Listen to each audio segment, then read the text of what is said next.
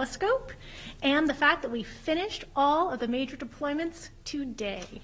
I am Karen Fox with NASA's Office of Communications, and we are coming to you from the Space Telescope Science Institute in Baltimore, Maryland, which houses the Mission Operations Center, which you can see behind us.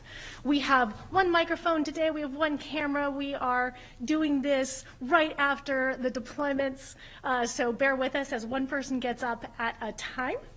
We are following both CDC and the Institute's COVID rules today. So everyone in the room has been vaccinated, everyone has tested negative recently, and everyone will be wearing a mask for the entire time. We have two panels for you. Each one will last about half an hour. The first is focused on what has been happening for the last 14 days leading up until now. And the second will be focused on what is coming up going forward. We will be taking questions from the media. That will be the focus. We'll just have a few remarks at the beginning. And for that, you press *1 to get into the queue. And let me list our speakers for the first section. We have Bill Oakes, the Webb Project Manager at NASA Goddard. We have Mike Menzel, the Mission Systems Engineer at Goddard. Scott Willoughby, Vice President and Program Manager for Webb at Northrop Grumman. Vince Heeg, Deputy Program Manager for Webb at Northrop Grumman. And Nancy Schauger, Deployment Operations with Northrop Grumman. Now, her voice will be one that you would have heard today if you listened to our broadcast on the operations loop, talking through what was happening, so you can always ask her a little bit about how that went. And with that, I will toss it to Bill for starters. Thank you, Karen. So, today's been a really remarkable day. We still have about 5.5 months of commissioning left, but these last 2 weeks have truly been amazing. Today represents the beginning of a journey for this incredible machine to its discoveries that it will be making in the future. JWST itself is an amazing mission, and thousands of people have worked on it. And I can never thank them all enough, every individual one, for the contributions that they have made to getting us to today. This journey has been really remarkable. The successes over the last 2 weeks is truly a tribute to the people of the JWST program. Their diligence and passion for JWST is second to none. And personally, if you heard my comments on the voice loops earlier, I am truly, and I have to repeat them here, I am honored and humbled every day to be working with this team. And with that, I'll turn it over to the next speaker.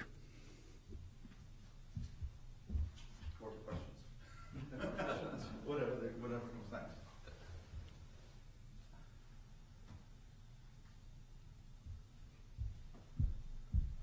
It will be questions, and we can have our operator step in and give information how to get on the queue and tell us who the first question is from.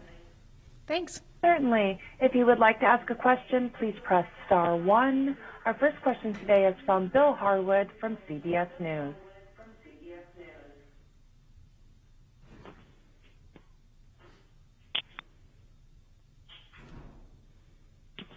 Bill Harwood, your line is open. Hey, thank you. Sorry about that.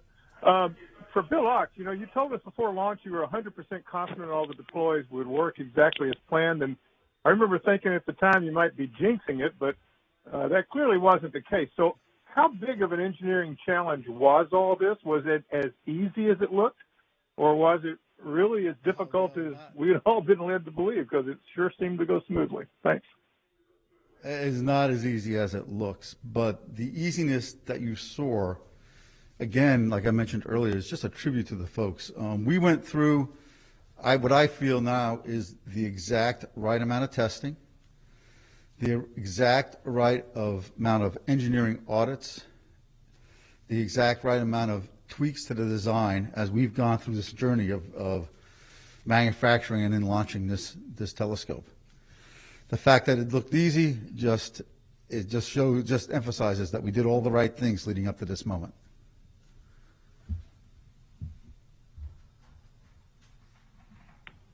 Our next question is from Elizabeth Howell from Space.com. This one is also for Bill. Can you give a sense of how the teams are feeling, how the teams are doing? I know that it's been a very busy couple of weeks since the launch, and over obviously usually a very busy time for folks anyway. So how's everyone doing? Everyone is doing excellent. I think everyone is extraordinarily excited at this point.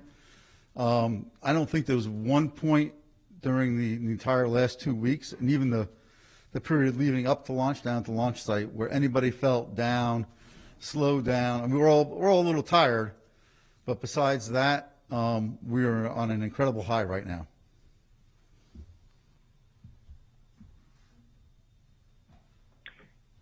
Thank you. Our next question is from Jeff Faust, Space News. Good afternoon, and congratulations on the successful deployment. I just wanted to confirm, we heard a lot about, leading up to the launch, about these 344 single-point failures. At this point, have all of those been retired, and if not, what might be left that would be associated with other aspects of the spacecraft? Thank you. Hi, my name is Mike Menzel. I'm the mission systems engineer, and there are 49 single-point failures out of the original 344 that are not retired and will not be retired for the duration of the mission. These 49 are typical of all missions, things like propulsion tanks, things like that. And of those 49, 15 are associated with the instruments, which means if any one of them went, such as a filter wheel failing, we would not fail the mission, we would just fail one of the science objectives associated with that. Thank you. Our next question is from Robert Perlman, Collect Space. Hi, congratulations on the deployment. I think for Mike, given that there were no cameras to send back images, is there anything for which you didn't have telemetry to now say that the telescope looks exactly like the artist renderings or the computer animations or even the engineering tests we saw here on Earth? Can you repeat that question, please? Not telemetry in terms of the configuration. Well, there are a couple of minor things that aren't telemetered, but whereas if we don't have what we call primary telemetry, we have secondary telemetry. And that secondary telemetry gives us verification that what we think is going on really is going on. So in reality, given the secondary and primary telemetry points that we have, the configuration of the observatory that we're demonstrating or that we're illustrating is pretty accurate right now. So I would say that, you know, whereas we might be missing certain primary telemetry on some certain items, the secondary telemetry that we have really confirms that our configuration is as we're showing it.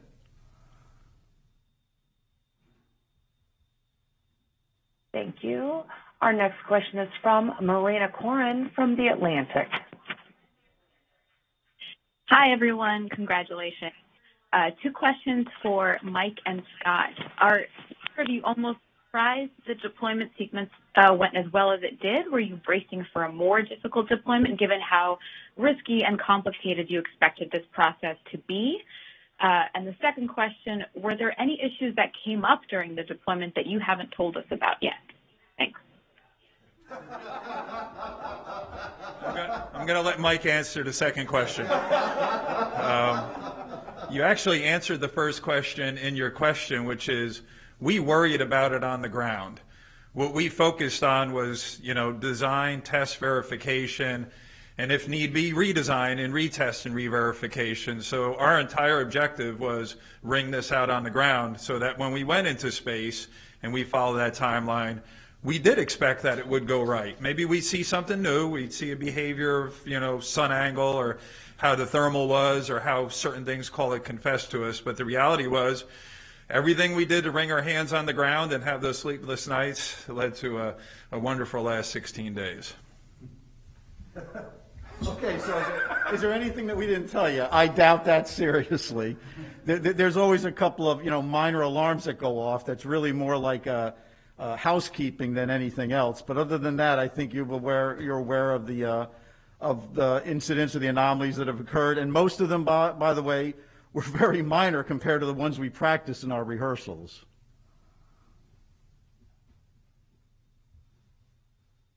Thank you. Our next question is from Jim Siegel from NASA Tech. Thank you for taking my question, and congratulations to the entire team. I noticed in looking at the photos and pictures, the video that was on the screen, that there were a number of people in the Michigan Operations Center, and I assume that there were others and other buildings or other rooms within the building. And I'm interested in roughly how many people were in the mission operations room during that deployment, and how many other people, perhaps around the world, were also involved in the deployment that we saw today.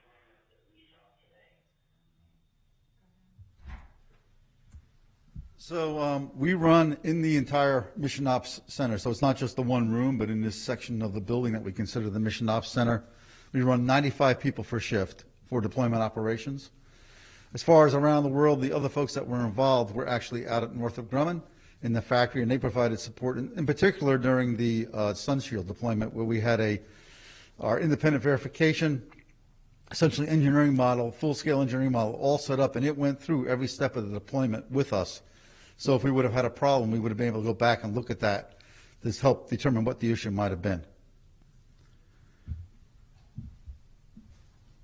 Thank you. Our next question is from Marcia Dunn from Associated Press. Hello. Question for you, Bill.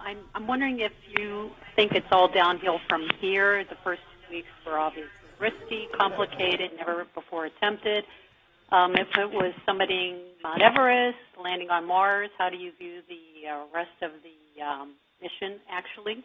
And does the team get a rest, or are you going to be moving immediately into the alignment of the 18-year segment? Thanks. It's not downhill from here. It's all kind of a level playing field. Obviously, with like Mike talked about, the single point failures associated with deployments, that was probably the highest risk part of the mission.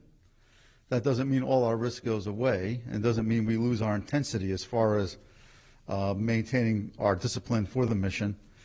You'll actually get more information about what comes next, but what we do next is we take each of the individual mirror segments and we deploy them off of their launch stowed position.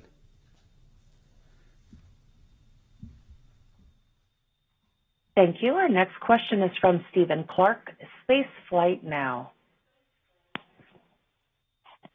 Thank you. Congratulations. I wanted to follow up on an earlier question about making it look easy. There's a lot of talk before the mission about this being perhaps the most complicated spacecraft deployment in history in space. You did make it look easy. It was nearly perfect. And just wondering, in retrospect, how would you rank this deployment process up against anything else that's been done in history? And just if you could take like an after action look back on, was it really as complicated as you said it was before the mission? Thanks. I'll take a part and let Mike go, but there's really two aspects. One is the practice that we did on the ground, but this was our fourth Sunshield deployment. So we did one as we integrated on the vehicle, and then we did one at what's called the observatory level after the optics were integrated with the bus and the Sunshield. We did one before an environmental test and one after.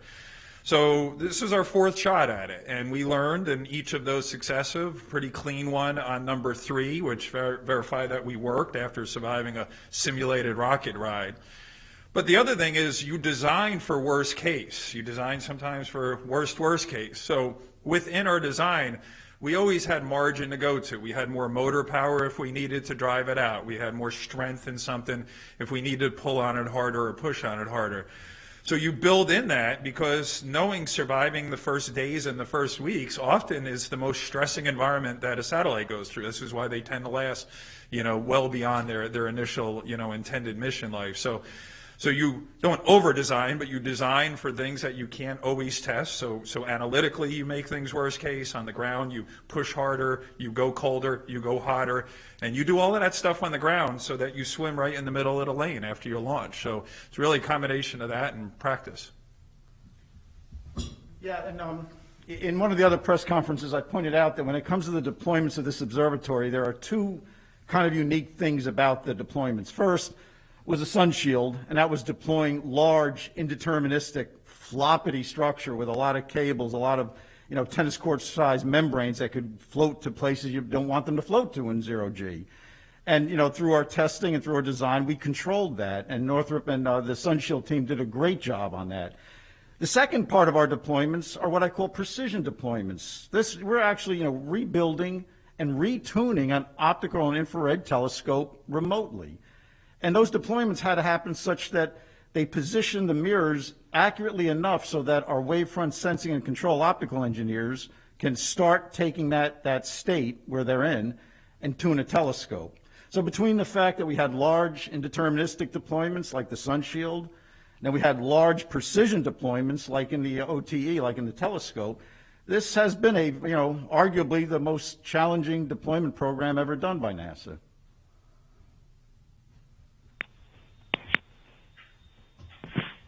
Thank you. Our next question is from David Curley from the Discovery Channel.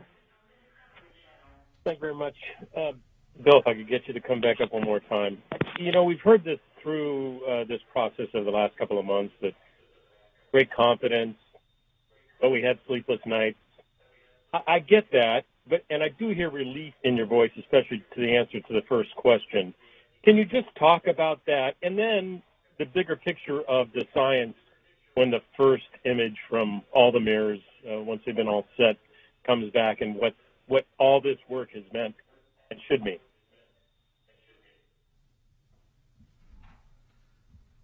As far as relief goes, yes. I mean, there's obviously a huge feeling of relief. A couple of times people have made comments about the easiness of the deployments. Just because we made it look easy doesn't mean it was easy. But it is, like I mentioned earlier, just a tribute to everyone who's worked on this to get us through it. But yes, there was a huge sigh of relief. I think you could see that if you watched the video of us being in there today when that final mirror got latched and the folks in the back room were doing the wave. We're all up giving each other high fives, so that's all of a sign of relief. As far as the first science goes, there'll be a couple of science folks on the next panel. They can discuss that. But obviously we are all looking forward to that time when they release those first images and first spectrographs and spectrum and really talk about some of the amazing discoveries that we'll be making and demonstrating that we'll be making with JWST. Let them know how you feel, Nancy. You called out all the instructors. So part of, I think, making it look easy was we developed all our procedures very early. We were using them back in panel integration. We used them through INT. We tested as much flight-like as we could from day one. And so by the time we went through rehearsals and got here, everyone who was supporting was very familiar with what all the procedures did, how they work, and what to expect, in terms of data return. So we were lucky to some extent, smart to some extent, but everything, was just very smooth and, very predictable. So it's a relief.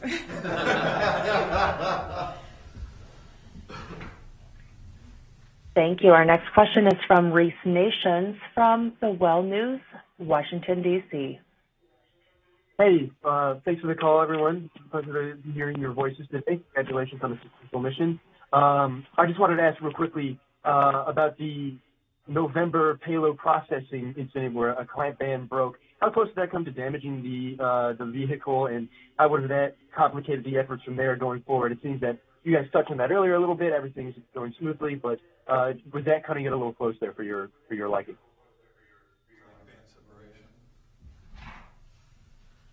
I think you were talking about the clamp band incident down at the launch site.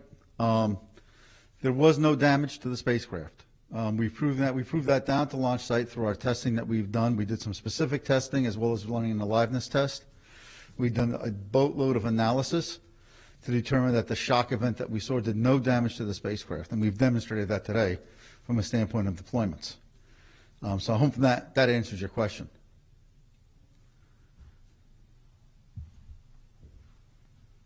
Thank you. Our next question is from Leo Enright from Irish Television. Thanks very much. for doing this, and congratulations. The administrator a few minutes ago on NASA TV made a passing reference to an L2 insertion burn that he pointed out was of some importance. Could you talk a little bit about that? In particular, I'm looking as I'm talking to you at the cruising speed, which just fell to 395 meters a second. I mean, you're not going much faster than a 747 jet at the moment. And I'm just wondering, I mean, what speed are you going to be doing when you get up the hill to L2? And is there anything that really worries you about that burn, or are you comfortable that you've already had enough burns to put that risk to one side? Yeah, the burn you're referring to is what we call the MCC2 burn. And to be honest with you, we're not at all worried about it. It's a very minor burn. I don't actually have the Delta V available right now, but it's a very minor burn. It would be done at about launch plus 29 days. And after that burn, we pretty much actually fall into the orbit around the L2 point. So we do have to do the burn, but in terms of its timing and in terms of its Delta V, compared to some of the other burns we've already successfully accomplished and and implemented, this isn't all that critical. So we're not that worried about this burn at all. Thank you. Our next question is from Marcia Smith, spacepolicyonline.com. Thanks so much. I'd be interested in hearing from the Northrop Grumman representatives how this all looks from their standpoint. It's been a long haul to get James Webb built, and probably many more years than Northrop Grumman had planned. So I'm curious about how it looks from a corporate perspective and what lessons you may have learned on this program that can be applicable to others. And I'm also curious about the visualization tool that NASA's been showing, and which has been very, very helpful. And I'm curious, is that something Northrop Grumman developed, or where did that come from? And my last question is, what is Northrop Grumman's role going forward? Are you going to be involved in operations from here on, or is your job pretty much done? Let me address a little and have Vince come up. The one thing that made this special for us is, as Northrop, as an industry player, works with NASA, it's different than most of our customers because NASA designs and builds and tests things. So we're going to their shop at Goddard and we're watching hardware get built and tested on shaker tables or at Johnson as we're building. So when you talk about, I don't call it a lesson learned, but certainly what we learned to do was collaborate at an engineering level. That's how you make something. There's no way any one company could have done the James Webb Space Telescope. So as a company working joint with NASA, as we had back on the Chandra X-ray telescope and the Compton Gamma Ray telescope, we have decades of experience of building things together, which sometimes can create tension, but you hope it's a healthy tension as engineers debate, and that brings out the best of you. And then it's, okay, what we agree to, and Bill and I will often broker that for the teams, and then go focus on it and get it done. So I think that relationship, got perfected over the years. From a lessons learned perspective, I always look at the management perspective of what does it take to manage something this big, this complex? How do you make risk-based decisions? There isn't a meeting we usually walked out of where we just focused on plan A, where we didn't say, where is plan B? Where were we going to be ready if we had to make a different, if the result doesn't come out? We don't want to run a test before knowing what to expect as the results, so we're not reacting after the fact, we're preparing before the fact. And that's where we brought the best out of each other. I'll let Mike or Bill talk about the visualization tool, but in terms of the future, we are part of the operations. We have a test bed. We have an electrical test bed also, in addition to a mechanical test bed that we'll have up and running. If there's software patches, if there's questions on orbit, we'll run those back. You don't want to do something for first time in a vehicle you don't have to do, so we'll demonstrate that. I don't know if add a little, Vince. Yeah, I would just say, certainly there's a lot of lessons learned from an INT perspective, which is really most of my background. It was incredibly complex. I mean, just for us for the IVA that Bill was talking about back at the factory, it took that team 45 days to fold it back up and stow it so that we could deploy as we watched the deployments here live.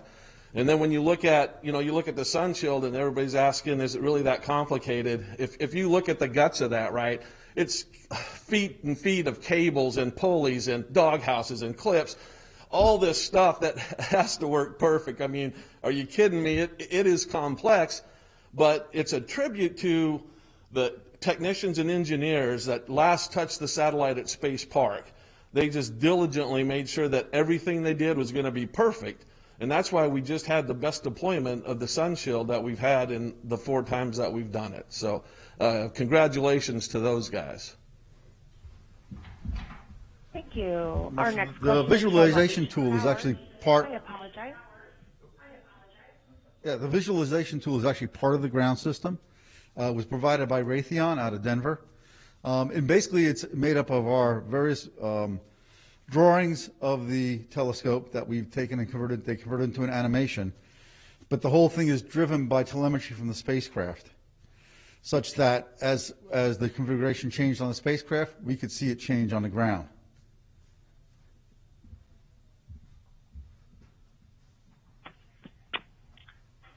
Thank you. Our next question is from Alicia Sowers from Mashable. Hi, thank you for taking my question. Congratulations. The observatory hasn't reached its destination yet, and all of these deployments have occurred while Webb is traveling to L2. So I'm just kind of wondering, is there any risk that the structures could be damaged or come out of alignment as it continues toward its destination? And the other thing I wanted to ask was, you've got a really large audience right now on the edge of their seats for Webb, and I'm just wondering, there's a long time between now and June when we're going to see those images. I'm wondering if there are any upcoming milestones that people can look forward to in the meantime. Thank you.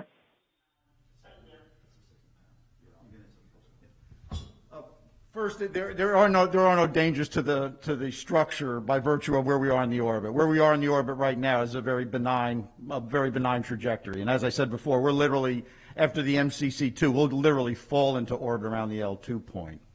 And then for the other question was, what's coming up? You'll hear that on the. That's a better question for the next panel coming up.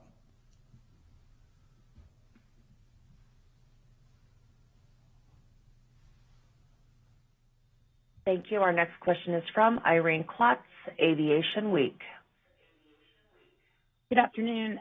For Northrop Grumman, probably Mr. Willoughby, does the deployment complete the JWST primary contract and then you switch over to this technical support, or is it all still part of the same contract, or did that initial contract complete when the telescope was turned over to NASA?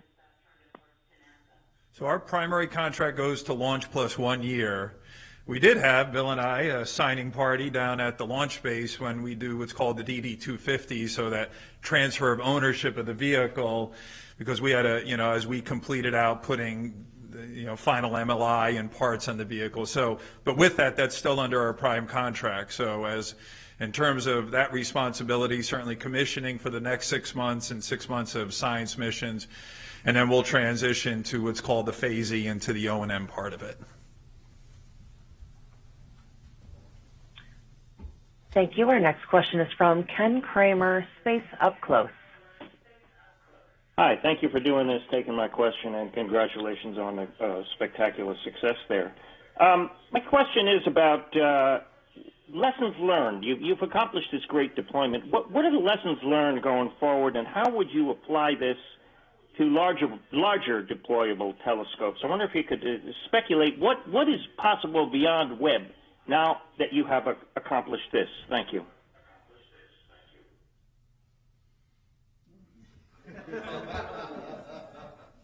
Okay, well, in terms of lessons learned, we're compiling that. A lot of us are compiling that now. I think it's a little too premature for me to comment on that, honestly. Our deployments went so smooth, it would be hard right now to have some obvious lessons learned from that. We'd probably, when I caucus with the engineering teams and we start compiling our lessons learned, it might be some of the telemetries that we found a little funny, maybe some telemetry, extra secondary telemetry procedures that we might want to do, things like that. So right now, the honest answer would be too early for me to give you some real definitive lessons learned from this. But overall, it went smoothly, and I think the lessons learned would be something along the lines of, hey, here's how we should plan contingencies. Here's how we should, provide other telemetry points, things like that. I'd like to add a little bit. You talk about what's next. We proved that we could build a telescope bigger than the top of the rocket, right? I mean, something that had to be folded, the optics itself, right? The sun shield that had to be stowed. And in that, we learned in a positive way that how you test and how you test like you fly, which is always a #1 mantra on what you do right on the ground, we had to come up with alternate ways. So when we had a sun shield too big for the chamber, we took that, we scaled it to 1/3, every feature perfect to a 1/3 scale, put it in a chamber, took our computer model, scaled that to a 1/3.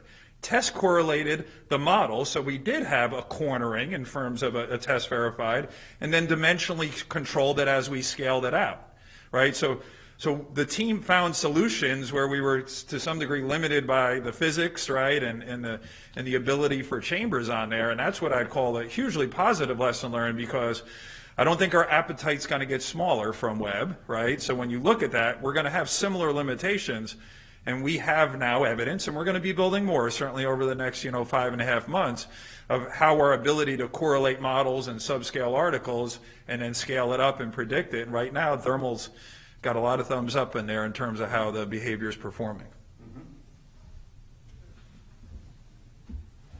Thank you. Our next question is from Daniel Reguera from Our Drone UI. Thank you. My question is, there are a lot of people wondering here what programming languages were used for the onboard software. How did you handle the computational redundancy? Thank you for your amazing work, and I hope you hear more about the James Webb Telescope. Thank you. Processor languages? That's a good question. I think it's C++. Okay, well, for our language, I believe it's C++. And I wasn't sure I caught the other part of your question. The redundancies? Everything was redundant. Everything, yeah. Our computers were fully redundant, and I think that's about as much as I understood the question. It's okay. Thank you for all. And what someone make the question, what next on the James Webb Telescope? And I'm wondering if you can extend any more the James Webb Telescope's life. Well, when it comes to the James Webb Space Telescope life, right now, when we launched, by design, our limiting resource was propellant. And right now, because of the efficiency or the accuracy with which Ariane put us on orbit, and our accuracy and effectiveness at implementing our mid-course corrections, we have quite a bit of fuel margin right now relative to 10 years. Roughly speaking, it's around 20 years of propellant. Roughly speaking, and that's TBD. Thank you. Our next question is from Lee Roop from AL.com.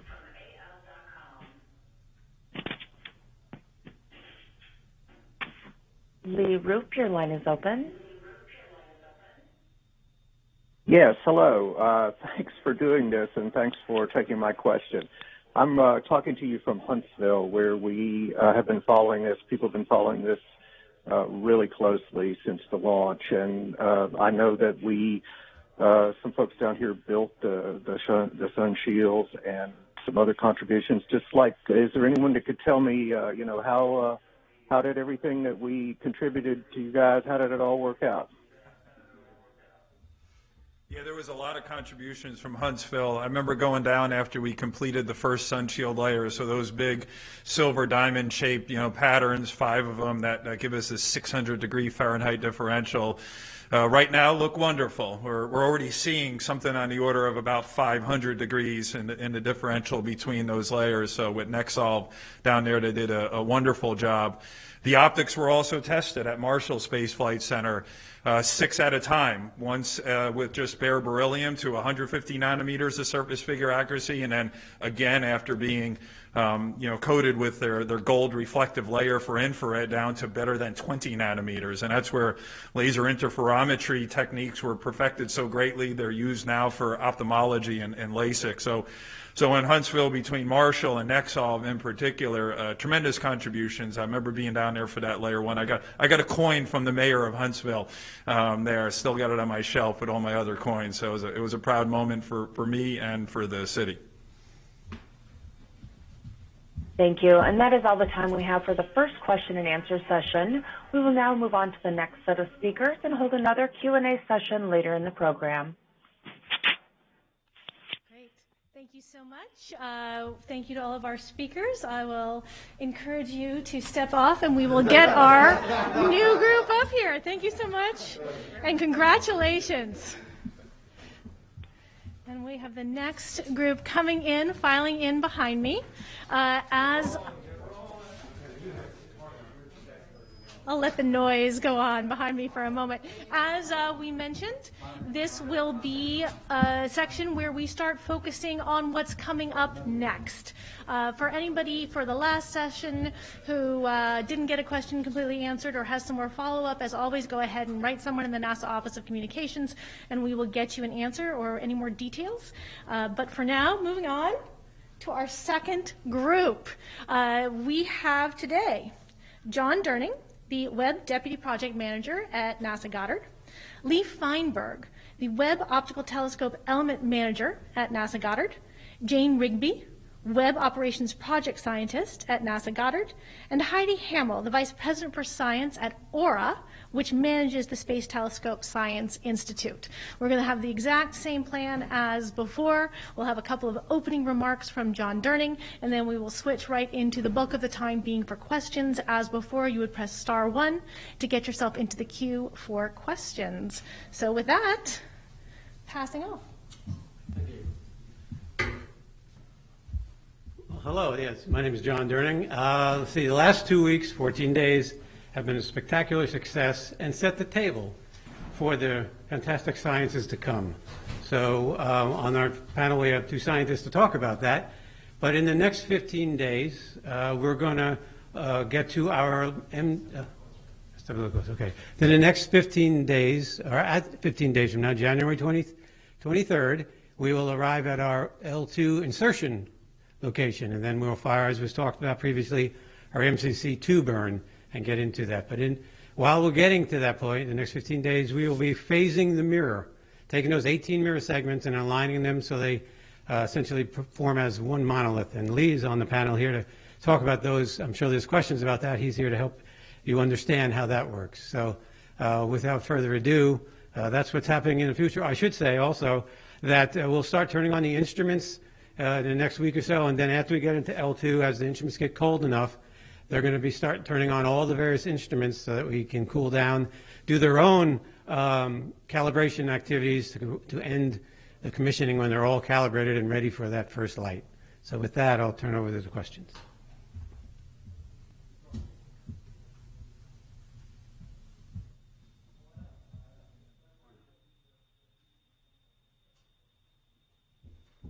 And once again, to ask a question, please press star 1. And our next question is from Elizabeth Howell from space.com.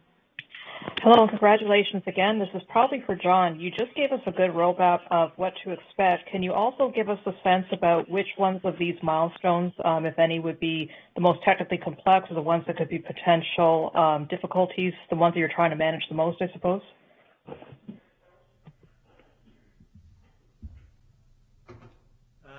So what the most difficult milestones ahead? Well, let's see, each instrument has their own set of milestones that will be challenging to them once they reach temperature, making sure they get it all aligned. But there's nothing project or mission-wide that is a major milestone once we get an L2 and we start cooling down. The mirror themselves, I'll let Lee touch base on what are significant milestones over the next 10, 12 days as they align the telescope. So with that, Lee, you want to talk about what's coming up? Okay. Yeah. So let's see. Starting on Tuesday, we'll start deploying the mirrors. So they're in a launch configuration, and there's about a 10 to 12-day process to get all of the mirrors forward by roughly ½ inch. And that puts them in a position where we can do the detailed optical alignment. So this is sort of the first step. We call it mirror deployment. But then after that, there's actually a 3-month process to align the mirrors, starting with the very first light on all 18 segments. And at roughly 4 months into the mission, around day 120, is when we think the entire telescope will be aligned. But that's happening in parallel to the commissioning of instruments. So we'll be working closely with our instrument team partners, and they'll be turning on different instruments and turning on the cooler, and we'll then use those instruments to align the telescope and to further refine the telescope. Thank you. Our next question is from Marina Corin from The Atlantic. Hey, everyone. Congratulations. First one for Lee. Why did designers go with hexagon-shaped mirrors for this telescope, and how are you feeling about making those final segment adjustments in the coming days? And then a question for John. How many people in the mock have tested positive for COVID in the last 2 weeks, and how are you handling shifts and work moving forward as people have to go into isolation? Thank you. Well, I guess I'll take this softball. So hexagons. Actually, there were a couple of different configurations very early on. It wasn't only hexagons. But hexagons are a really nice shape for making a mirror that you want to make in pieces. You know, if you think about the different geometries that you could use, like triangles and squares, those have very sharp corners, which we generally don't like when we make mirrors. We like mirrors that are symmetric. If you remember, there's an actuator at the center of the mirror that moves forward and back, and the hexagon shape works well with being able to change the curvature of the mirror. And we were able to put 3 mirrors on each wing, which really was nice to be able to fold it up. So that all worked pretty easily. Okay, so for the COVID question, turns out we've overcome many challenges on this project, from hurricanes to earthquakes, you name it. So this was just another challenge that we faced, and we basically are following the CDC guidelines as far as distancing, wearing masks all the time, as you could see, as well as close contact, proximity. We have had positive tests here at the Institute, but fortunately we have testing. People, before they come on, have to be tested before they get into the facility, or show when they, if they left their hotel that they've tested, and they test positive, they identify, they call the organization here at the Institute, the HR group, and they say they've been positive, and we have these trackers on us that, proximity trackers that they can then take that piece of information and see who was in close contact to the people who had tested positive. And then we take the protocol that we need to do, which is isolate them and make sure that, we don't have, they have to go and stay in isolation, take tests to make sure they're negative. So we've had that exercise a couple of times in the past 2 weeks, and we've actually worked out very well. There were very intense periods to do what we did the past 2 weeks of deployment, and we were able to accomplish that even with these positive tests, because we've been proactive, as well as we have workstations and our laptops that we can work remotely and still do the job we need to do. They're not as fancy as the workstations you see behind us, but they're sufficient. We can get the telemetry. All the engineers can work at their hotels, or if they're nearby at their homes, get their job done and be successful. And then we have taken the measure starting today, given the surge of COVID that's in the area, that we have decided to proactively reduce the in-present staffing in this room. We distribute it across the part of the building and remotely to homes, so that we even get greater distance than the CDC guidelines for the next couple of weeks as we work through the recent surge of the COVID around us. But we've been very successful accomplishing our task. Unfortunately, while there have been people with symptoms for COVID, most everybody has recovered from that exposure, and they seem to, if they're not back at work, they're trending in the right direction to come back to work. So it's actually a challenge we overcome just like all the others we've faced. Thank you. Thank you. Our next question is from Jeff Faust from Space News. Good afternoon. A question for Lee. I wonder if you can go in a little bit more detail the optical alignment process. What steps are involved in getting all the mirrors aligned, and what sort of update can we expect along the way before you reach the final alignment in a few months' time? Thank you. Yeah, I'll go through the alignment and then I'll pass it to Jane to go give you how we'll be updating. But basically, the first thing, it's kind of a unique thing here because we have this 18 segments, and we expect them to be very misaligned. We just literally deployed a wing, so this is not a perfect monolithic mirror at this point. So when we take what we call the first light of the telescope, we're actually expecting to see 18 separate spots that are probably going to be pretty blurry because everything's going to be misaligned. But it's essentially like we're going to have 18 separate telescopes.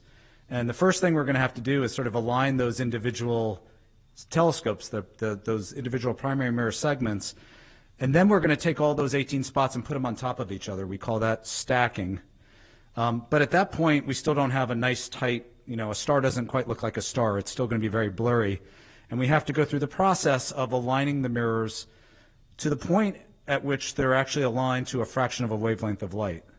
And we use a series of algorithms that we developed actually very early in the program to demonstrate this program is feasible. We demonstrated them on a scaled test bed. And we have models that simulate all this, but this will be the first time that we do it on the flight telescope with real stars. So we're real excited. It's a little bit of a long process, but at the end of it, we expect to see an image of a star that looks like a star. And then we expect to get that over the full field, which means all 4 instruments will have beautiful images. And I'm going to pass it to Jane to talk a little bit about how we'll be communicating some of this information to you. And I should just add that to add a little bit to what Lee said, just the change of alignment. We start with the mirrors off by millimeters, and we're driving them to be aligned to within less than the size of a coronavirus, right? Like to tens of nanometers. It's this very deliberate process that is time consuming. So yeah, like just so everybody knows, the first images that we take are not, this telescope is not ready out of the box. The first images are going to be ugly. It's going to be blurry, and as Lee said, 18 of these little images all over the sky. So we have to drive that into one telescope. I like to think of it as, it's like we have 18 mirrors that are right now little prima donnas all doing their own thing, singing their own tune in whatever key they're in, and we have to make them work like a chorus. And that is a methodical, laborious process. We want to make sure that the first images that the world sees, that humanity sees from this telescope, do justice to this $10 billion telescope and are not those, hey, look, a star. So we are planning a series of wow images to be released at the end of commissioning when we start normal science operations that are designed to showcase what this telescope can do, and that showcase all 4 science instruments and to really knock everybody's socks off.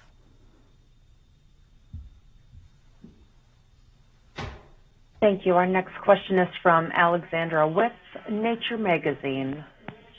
Hi, thanks. I have a follow-up on that, I think for Jane as well. I'm really curious about where the photons are coming from during this whole commissioning process. What are sort of the astronomical targets you'll be pointing at during alignment and commissioning, and where are those photons coming from that will be bouncing around in the scope for the next couple of months? So the first images, the first targets are some stars that are the brightness that Lee and team need. So they're not, they're fainter than your eye can see, but not by a whole lot. They're reasonably bright stars. So for the first part of telescope alignment, that's it. We look at some stars. That's kind of boring. Then as we get into, but important, as we get into science instrument commissioning, which is the last 6 weeks of this 6-month process, then we start looking at a larger variety of targets. That's where we're checking that all 4 science instruments are working correctly. Those targets are chosen not because they're scientifically amazing, but because they're useful. Things like wavelength calibration, things like we have some sources that are nice and uniform brightness, so we can check how the detectors are working. So there's a bunch of calibration and checkout that's happening. A lot of those targets are in the Large Magellanic Cloud because we can always see the north and south ecliptic poles. They're always available. So looking out of the plane of the solar system up and out of the plane of the solar system down, that's always available. So a lot of our targets for commissioning are there because then we didn't have to keep replanning if the launch date changed.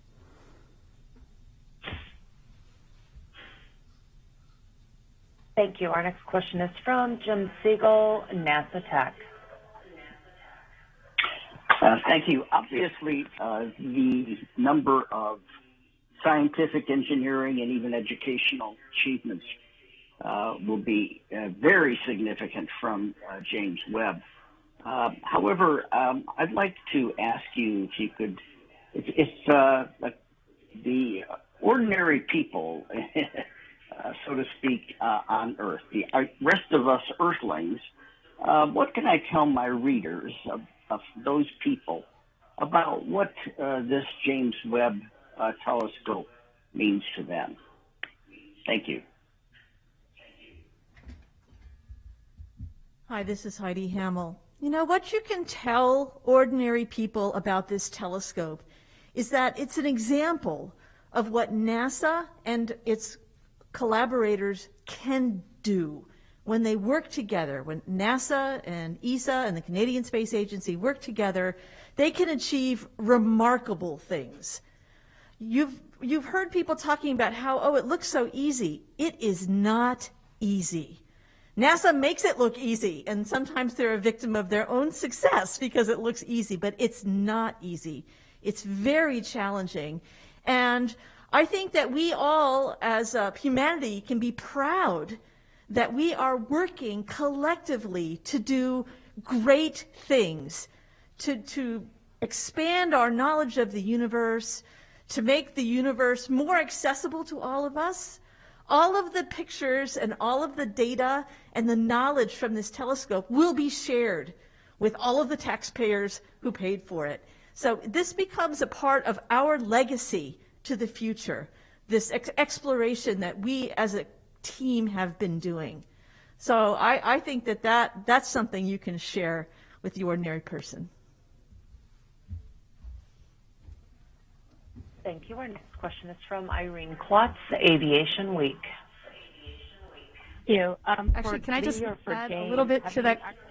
Can you hear me? Have you actually selected a target, boring or otherwise, that's going to be used for the mirror alignment and the image stacking? And if so, could you please provide the name or the designation of that target? Thanks. There's a list of stars that are bright enough, and we'll look up which ones are observable now, and we'll pick one of them. But just to go back to a minute to the previous question, I just wanted to add a little bit and say that I think if you look at a really big picture of what is the science that we're doing with this telescope, it's understanding what is our place, where do we all come from, and like how do we fit in to the universe? How did we get here? How weird are planets like the Earth? How did our galaxy and our solar system come to be? And so, you know, for an average person, that's also a very personal question. How did I get here? What is my history? Not just of my own life or my own ancestors, but how did we all get here? How did it all happen? That's the big, big, big picture that we're working on.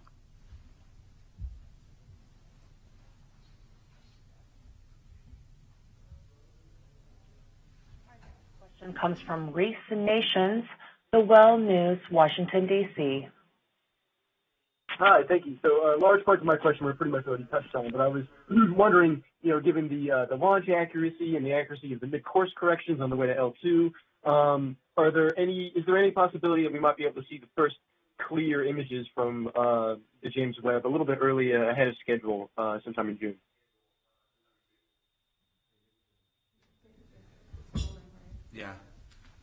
Yeah, I mean, so one of the things that we're paying very close attention to is how the telescope and the instruments are cooling, because actually what prevents us from getting images even sooner is how long they take to cool. It turns out actually early in the mission we did find things were cooling a little bit faster than our models had predicted. And so it does look like there's a potential maybe of a day or two faster, but not significantly faster. So basically our original timeline is close. We might be a couple days before that.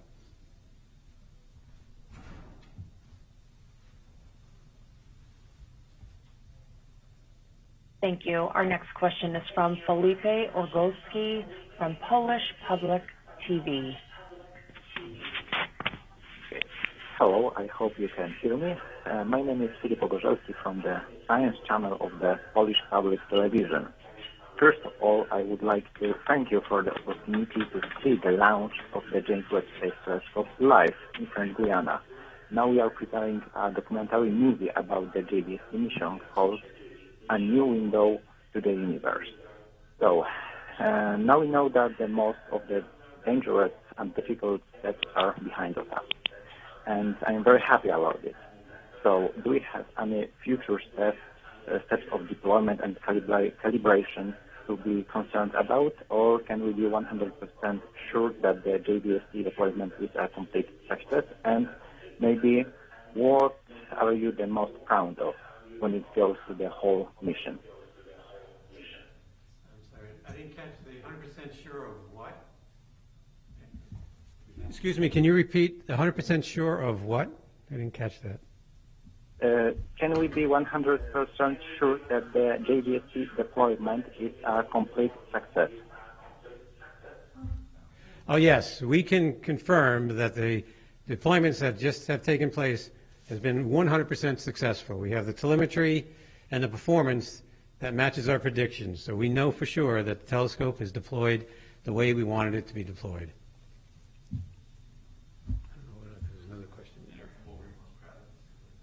Oh, what were we most proud of? Oh my gosh, we were most proud of the collaborative effort to reach this moment. I mean, for me, it's been 15 years. For Lee, it's been longer. And for Jane and for Heidi, it's been equally. Many years put in of sweat and labor to get to this point. We're most proud of looking at that screen that shows an image of what's on an orbit, but knowing, based on telemetry, that that's what it looks like. It is a fully deployed telescope ready to perform fantastic science to expand our knowledge. So that's what we're all, me personally, that's what I'm all very proud of. If you want to add anything? Well, I just want to say one thing is, from an optical perspective, we still have a long way to go. So this was an incredible achievement, one of the most amazing, achievements in space that I've personally ever witnessed. But we're not there yet. We still have to deploy all the mirrors. We have to align all the mirrors. We have to get all the instruments working. And so I will tell you, the engineering team is not resting. We're still, we still have that drive, and we have a few long months in front of us. I think when we have, images that look like, fine images, that's when we're really going to be 100% confident in everything. So that's kind of, I just wanted to share that. And I'm going to add that I'm just a scientist. I wasn't involved in building this telescope, although I've been involved in the advisory process for over 20 years. But what I'm really proud of is the fact that this engineering team that we are celebrating today has done such a fantastic job of getting us from just concepts 30 years ago and then just drawings and then pieces to a fully deployed telescope that Lee and his team is now going to focus, and eventually the scientists will get to use. I think we're all proud to be a part of that team and proud of the achievements of the engineers today to get us to this point. We're at about 3:30, but we have quite a few questions left, so we are going to extend and keep answering questions. So have at it. Thank you so much. Thank you. Our next question is from Marcia Dunn from Associated Press.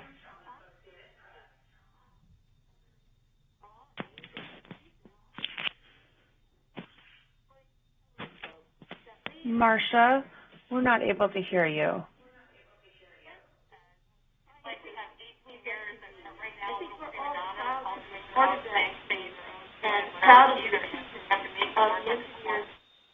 think we'll move on to the next question. Our next question is from Stephen Clark from Spaceflight Now. Thank you, and congrats again. A couple of quick questions, hopefully. First of all, can someone just confirm on the record that NASA is not planning to release any of the early images, those blurry, fuzzy images of Starlight? I just want to confirm whether those will be released publicly as they are gathered, or will we not see any images until that big public release in the summertime? And also, is there a chance that the L2 insertion burn, I think on the 23rd of January, based on what you're seeing with the trajectory, is there a chance that that could be deleted or deferred? And that would afford you some further fuel savings. Just wondering about that. Thanks.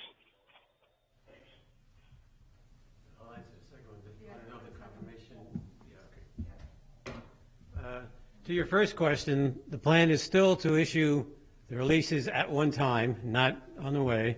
But the other answer is the burn is targeted for the 23rd. It has to happen, but it is a low-risk burn, and we have tolerance. If we miss it by a day or so, for whatever reason, we're fine. But yes, so the burn is targeted for the 23rd, but there is some flexibility around it. Okay.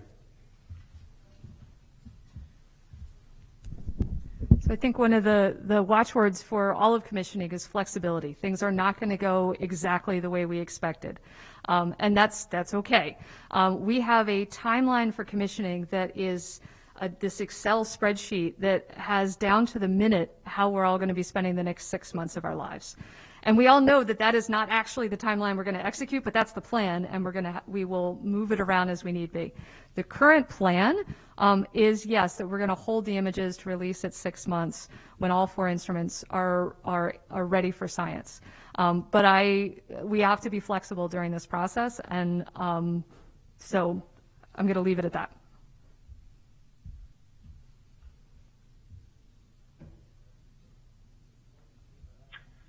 Thank you. Our next question comes from Manuel Mazzanti from Debate. Hello, everybody. Congratulations on this incredible day. I'm still curious about the speed of the telescope. We know that it's slowing down day by day. We went from several kilometers per hour to 0.4 kilometers per hour right now, per second. And I was wondering, what is the speed that you are planning the telescope to have when it reaches the L2 point? And it has to be a precise speed in order to exactly do the L2 burn. Thank you. So, I don't know this precise speed, but it is driven by physics. So we have our trajectory, and it's going to slow down by just the orbitodynamic phenomena at the trajectory we're at. And we already can calculate what that is. I don't know it firsthand, but we have our burn maneuver factoring in the speed we're going to get when we get there. So it's really pretty much basic physics at this point, how it'll slow down and get to its L2 junction. Thanks. Thank you. Our next question is from Leo Enright from Irish Television. Thanks again. Today would have been Stephen Hawking's 80th birthday. Now, Stephen absolutely loved coincidences, so I'm quite certain he would have been chuffed by this coincidence. The question is almost impossible, I think, which is why it must be for Heidi. Can you talk, is there anything you can say about what JWST will be doing that might give us further information about the stuff that Stephen Hawking cared about so much, thermodynamics of black holes, Hawking radiation, Penrose stuff, all of that good stuff. I'm going to take that one because I love black holes. Right, so the Webb Science Program for the first year, we are going to be doing more than 300 different science programs that were submitted by researchers from all over the globe. It was a cutthroat competition. We rejected 3/4 of all the accepted proposals. And we're taking the top-ranked quarter. Those include quite a few proposals to study black holes. Most of those are to study black holes that are in the centers of galaxies. It turns out that every galaxy has a black hole lurking in its center. Big galaxies have big black holes, little galaxies have little black holes. We don't know why. But when I tell this to school kids, they're like, that's fair, it's sharing. But we don't actually understand how that evolves to be. One of the projects I'm really interested in is a project to look at the most distant quasars that have ever been found. These are billion with a B solar mass black holes that we see as they looked only a couple 100 million years after the Big Bang, so very far away. That light's been traveling through time for almost the whole history of the universe. And nobody really knows, how do you make a quasar? How do you put a billion, suns worth of stuff in a black hole and get all that done in only a couple 100 million years? Nobody really knows, but we found them, and that's going to be one target to go study those. And then there are other programs to see how those black holes and their galaxies have co-evolved through the history of the universe. And I'm just going to jump in here to make a pitch to remind people that the core science of this telescope was to see the very first light in the universe, the first galaxies that formed, with some clever projects, perhaps even the first stars that formed. And that's its raison d'etre. That's why it was built the way it was built. But this is a great observatory that not only can do that science, but also the black hole science that Jane was talking about. Also, the cosmic evolution of galaxies over time. Also, probing the atmospheres of planets around other stars. Looking for the first stars that are forming inside dusty nebulae in our own Milky Way galaxy. And even exploring many things in our solar system, which is my field of science, which is why Jane took that question. But we will have a really robust program of solar system observations to complement the in situ spacecraft work that we're doing with the NASA Planetary Science Division. And this is the power of Webb, just like it has been the power of Hubble. With a great observatory, you can do amazing science over a vast range of astrophysical topics. And that is why we as a community have been so excited about this day, getting to the point where this telescope is on its way to get our science done, starting about 6 months from now. Thank you. Thank you. Our next question is from Don Ladia from BBC. Thank you for taking my question, and congratulations. My first question is for John or Lee. Are you able to provide an approximate date for when instruments like the Fine Guidance Sensor or NIRISS will be tested and calibrated? And my second question is for Heidi. Are there any plans to use Hubble to take an image of its successor, JWST, at L2? Thank you.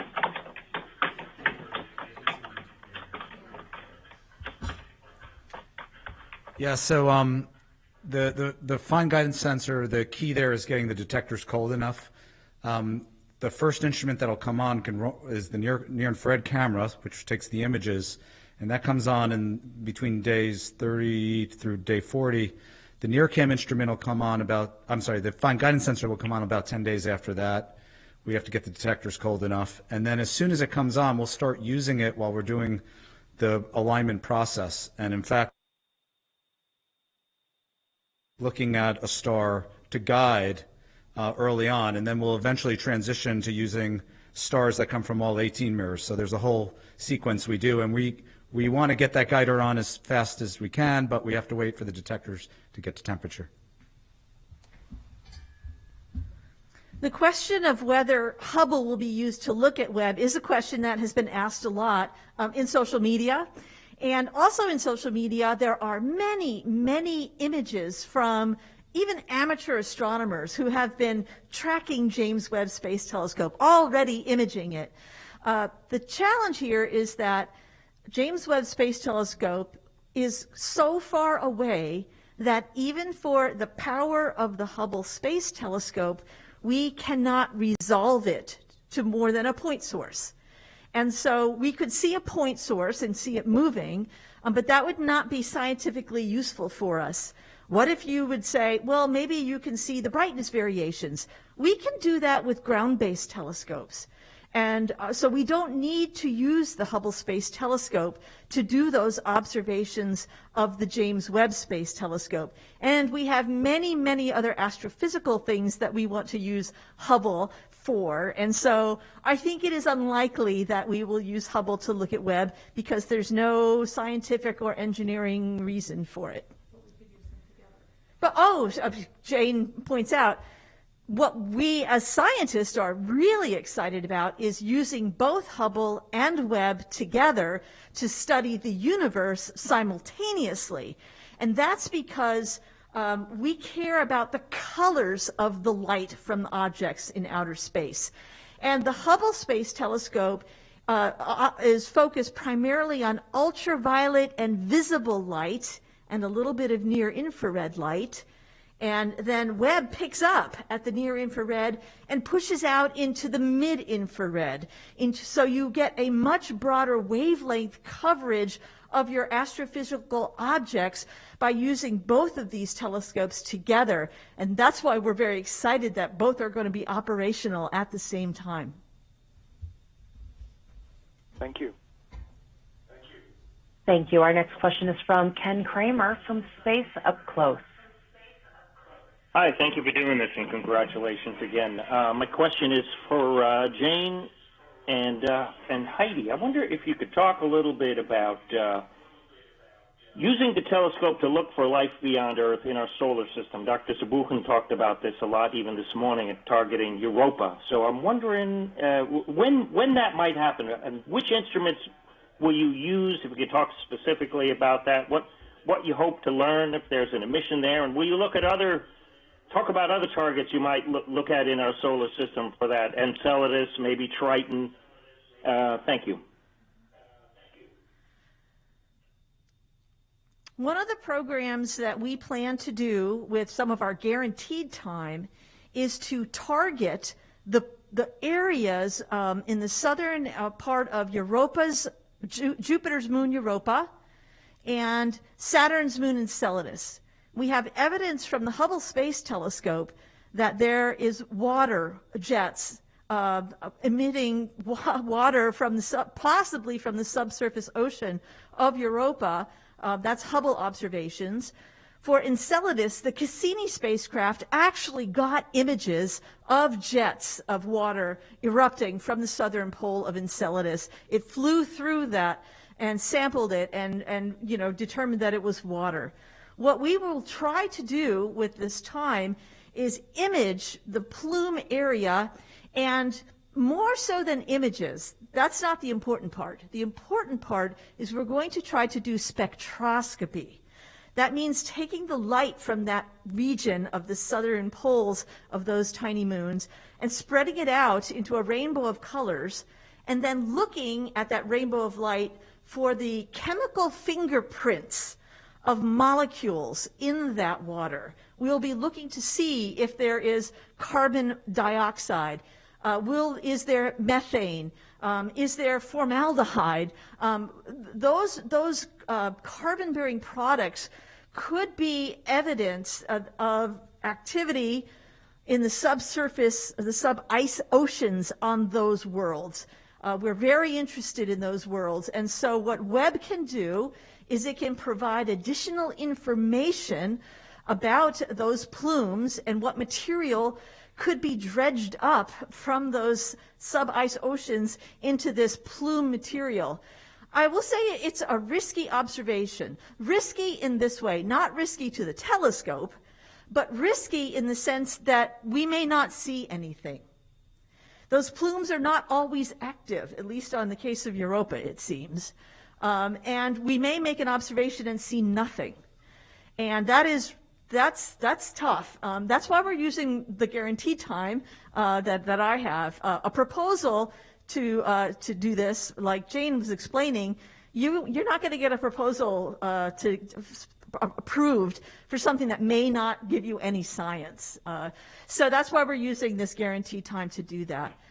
Triton, we'll be looking at Triton, but it's too far away, I think, to really do this kind of chemistry. We will be looking at surface chemistry of Triton, just as we are looking at surface chemistry of all the Kuiper Belt objects, Pluto, its moon Charon, Eris, Makemake, any Kuiper Belt object that has a name, we're likely going to be looking at it with Webb. We will also be looking at Saturn's moon Titan. Titan has a thick atmosphere, what we call a prebiotic atmosphere.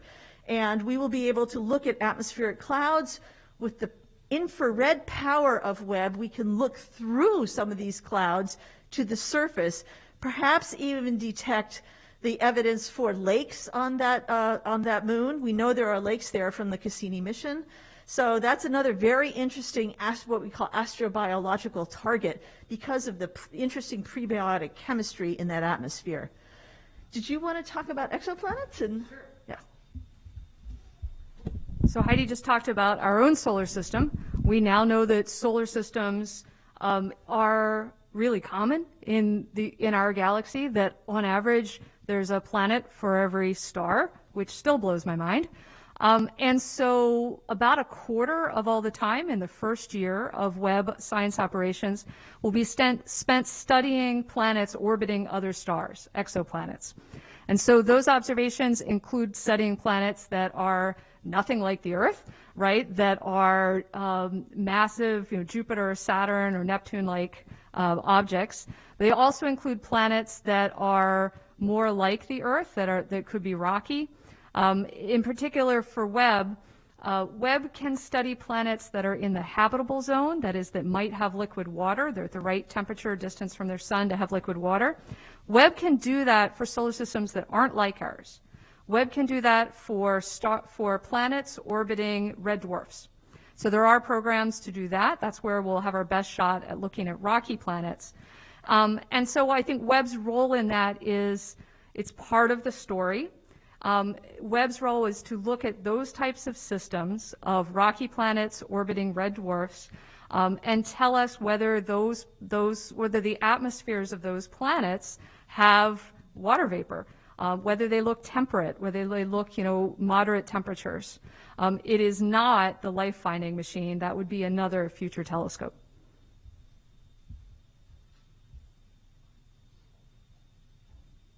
Thank you. Our next question is from Marcia Smith from SpacePolicyOnline.com. Thanks so much. I think my question is probably to both Jane and Heidi. And could you clarify whether it's ORA or NASA that oversees the selection process for who wins to get observing time?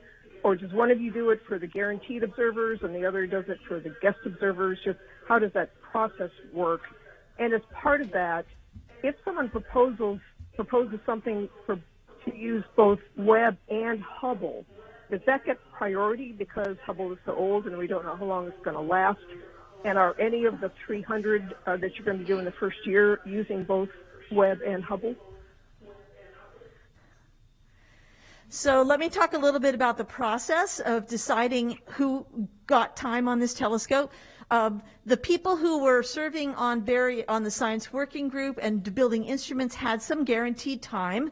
I'm one of those people. And that time we get to choose ourselves. What we are going to do has to be feasible, of course. Once that was set in stone, then there was a call for proposals that went out to the world. Everybody can apply for time. This is a process that's overseen here at the Space Telescope Science Institute, which is managed by ORA. But Space Telescope here, the people here, form review panels, and they assess every one of those proposals. They read them. They don't know who wrote them. These proposals are evaluated in a dual anonymous way so that all you can see is the science, and they rank them. And the really great ones get the time. The ones that needed some more work or didn't even need Webb, they don't get time, and they debate the ones in the middle, and they fill up the time accordingly. So it's a very rigorous process. As Jane explained, many people propose, but they don't get the time. Every year there'll be another call, and so you'll get another shot, and the year after that, and the year after that. In terms of Hubble and Webb together, I actually want to flip the question a little bit, Marcia. I will share with you that there have been programs being done with Hubble in preparation for James Webb Space Telescope, really focusing, for example, on Hubble's UV capability, so that all of those observations are in place, so that when Webb does the observations, there's complementary Hubble observations as well. Do you know about Hubble Webb together? Okay, I'm going to let Jane answer the next part. Sure. So, and just to go back to you asked about the formal relationship. So formally, NASA delegates the authority to the head of STSCI, the Space Telescope Science Institute. So the authority to select the Cycle 1 General Observer programs is delegated to the head of the Space Telescope Science Institute, which is overseen by ORA. And then NASA has oversight over that process. So I got to be an observer watching that whole process happening, sitting in on a lot of those meetings. As far as doing joint time, it is a common thing that we do with more established missions to do joint time so that observers can apply, one proposal to get time on two NASA facilities. We didn't do that for the first cycle of Webb because we figured it would be really, really oversubscribed. There'd be many proposals. We got over 1,000, and we just wanted to keep things a little simple. That is something we are exploring for the second year of doing some joint proposals with Webb and other missions like Hubble.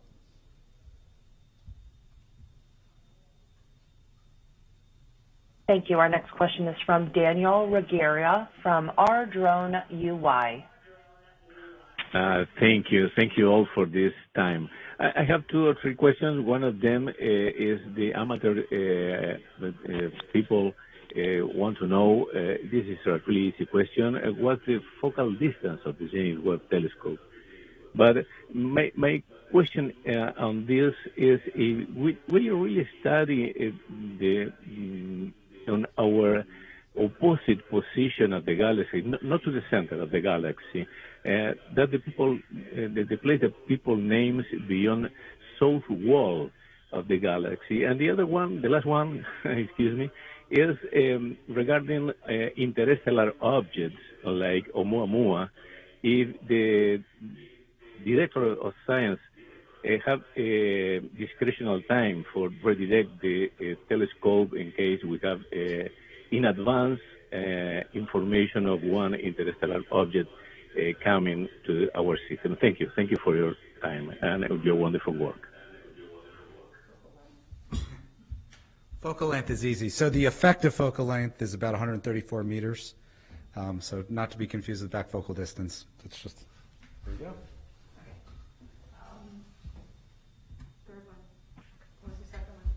I can answer the third one about an interstellar object like Oumuamua or Borisov. We actually have what we call a target of opportunity proposal already approved and in the queue. And therefore, if we do find an interstellar object, we are ready to do the science observations for that. And to follow up on that, there is discretionary time that the director can choose, generally for things that could not have been foreseen at the time of our annual call for proposals, which tends to be stuff blowing up, stuff going boom, or stuff zipping through our solar system from elsewhere in the galaxy. So there is an opportunity for those sorts of unprecedented, although in this case it was precedented and they planned it and it's a proposal, but for things that are truly like, oh my gosh, no one could have foreseen this, there is an avenue for those ideas to get in really fast into the system and get those observations out in a very timely manner.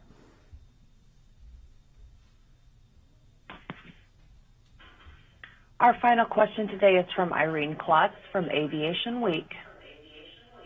Thank you. Just real quick, I wanted to clarify the date of the MCC-2 burn. The NASA Explorer tool shows it on L+26, not L+29.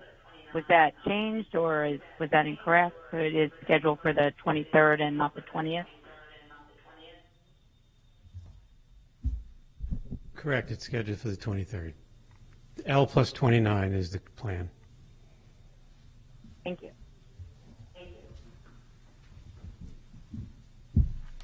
Thank you all so much. These were really great questions and wonderful answers. I really enjoyed listening to them. We are going to finish up this telecon. As always, you can send us more questions or get details hammered out if you need to by sending an email to the Office of Communications. You can travel along with us through the rest of the journey at nasa.gov/web or web.nasa.gov. Both work. Lots of information at both places. And thank you so much for being here.